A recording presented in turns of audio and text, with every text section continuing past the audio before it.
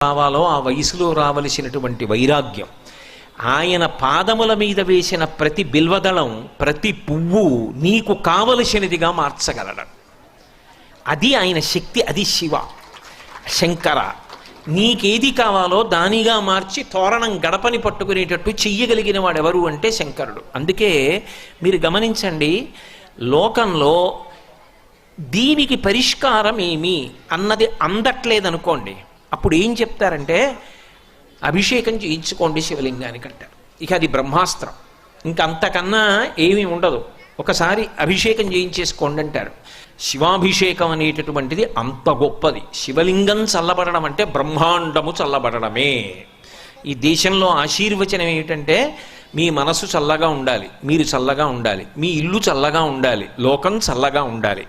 అంతా చల్లగా ఉండడం శివలింగం చల్లబడడం మీద ఆధారపడి ఉంటుంది. శ్రీ